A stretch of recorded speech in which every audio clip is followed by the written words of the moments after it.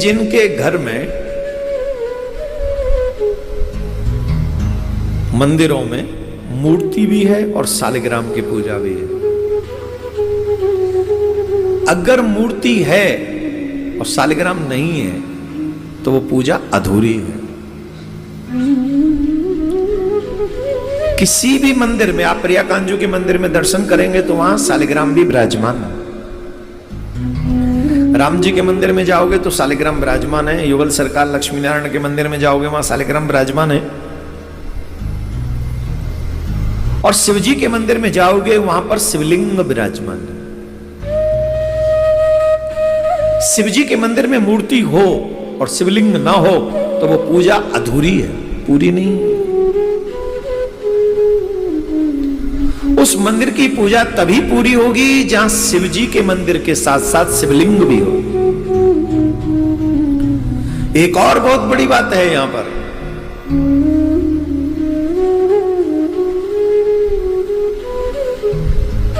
मूर्ति ना हो और शिवलिंग हो तो भी पूजा पूरी ही मानी जाए।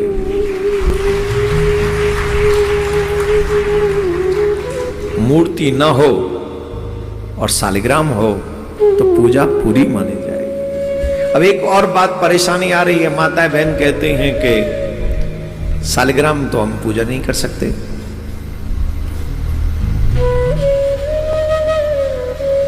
जी, आप तब तक पूजा कर सकते हैं जब तक आपको स्त्री धर्म स्पर्श न कर रहा हो, और स्त्री धर्म स्पर्श करने के बाद तब आप सालिग्राम पूजन नहीं कर सकते। वैसे पूजन का अधिकार मात्र पुरुष को है सालिग्राम का। उसके पीछे बातें हैं, बहुत सारी चीजें हैं, अभी हम उसका विस्तार से वर्णन नहीं कर सकते। अब एक बात तो विश्वास कर लीजिए, बिना कारण के भगवान हमें ये अधिकार ऐसा नहीं कि छीन ले के दे दे। अगर आपको सालिग्राम की पूजा का अधिकार नहीं दिया है भगवान ने, इसका मतलब है कि आपके हित की बात है, ये अनित की बात नहीं है। आप मूर्ति पूजा भी करेंगे तो उतना ही पुण्य लग जाएगा आपको। सालिग्राम की पूजा बहुत कठिन है, आजकल तो हल्के में ले रखी है। कल एक महानुभाव आ गए थे हमारे पास, एक बच्चे, पति पत्नी थे, एक बच्चे बोले महाराज हम आपके लिए सालिग्राम लाए। मैंने मेरे ही घर में सालिग्राम इतने धरे, मुंह पे पूई ना समर रहे, तू और लिया हुआ सालिग्राम है।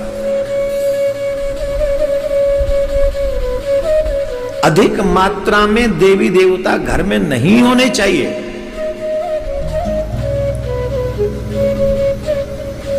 बहुत सीमित मात्रा में घर के मंदिर में भगवान विराजमान होने चाहिए। एक सालिग्राम हो, और शिव जी के चाहने वाले तो एक छोटा सा शिवलिंग हो, और आसपास में जो पंचदेव है उनकी पूजा आप करें। ज्यादा जो हर तीर्थ में जाएंगे वहीं से 5 चित्र ले आएंगे। अब मंदिर में इतनी जगह नहीं रहती, वो आपस में लड़ते हैं कि ये तो पहले मेरी जगह थी, बोले तो अभी मैं आया हूं मुझे भी दो। और मंदिर में आपस में भगवान लड़ते हैं। अच्छा, घर में भी 4-5 आदमी, एक हनुमान जी को पुजारी है, एक शिव जी को पुजारी है, और एक वो देवी मैया को पुजारी है, और एक तो ब्रजरज को पुजारी है। अब मंदिर में 4-5 देवता बैठे हैं, और जब पुजारी सब इकट्ठे हो जाएं तो देखो पूजा कम होती है, विवाद ज्यादा होता है। मैं करूंगा पहले, मैं करूंगी पहले, मैं कर रहा हूं पहले। अरे यार, एक एक करके देख लो।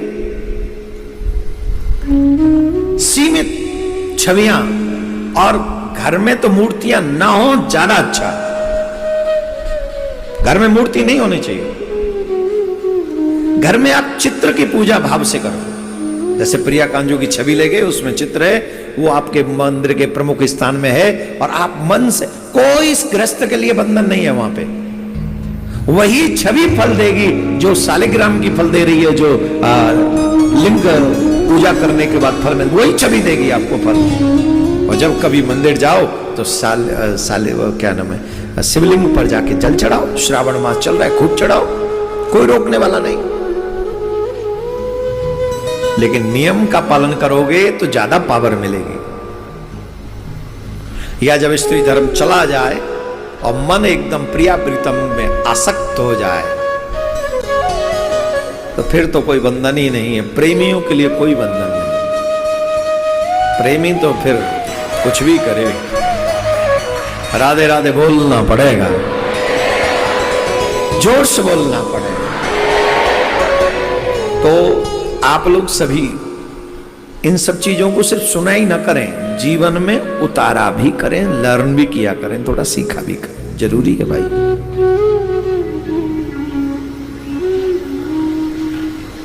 सीखना चाहिए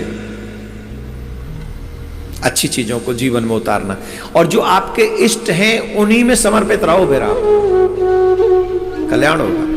अब देखो भगवान नारायण को शिव पुराण के अनुसार अगर हम शिव जी की बात माने तो शिव पुराण में शिव जी कह रहे हैं आप मेरे समान हैं,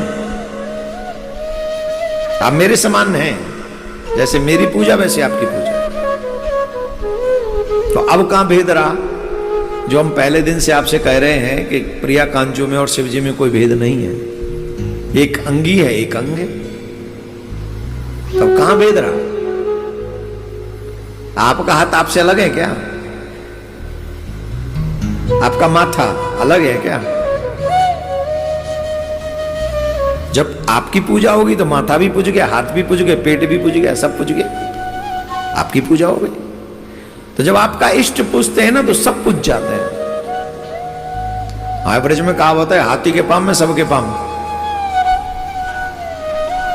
आप अपने माता पिता की पूजा कर लो, जीवन भर उनके भक्त बने रहो, किसी देवी देवता की पूजा करने की जरूरत नहीं, तुम मुक्त हो जाओगे। सिर्फ माँ बाप की पूजा कर लो। श्रवण कुमार का नाम अजर अमर है कि नहीं? जवाब दो। किसके कारण? गुरु की भक्ति करो जीवन पर्यंत, तो गुरु के बताए मार्ग पे चलो, इतने में मुक्ति हो जाएगी। ब्लाइंड फेथ करो अपने इष्ट पे, देवता खड़े रहेंगे तुम्हारे द्वार पे कि कुछ हमसे मांग लो, देवता खड़े रहेंगे तुम्हारे द्वार पे, लेकिन ब्लाइंड फेथ होना चाहिए। अगर वो फेथ नहीं है तो मतलब तुम गड़बड़ कर रहे हैं।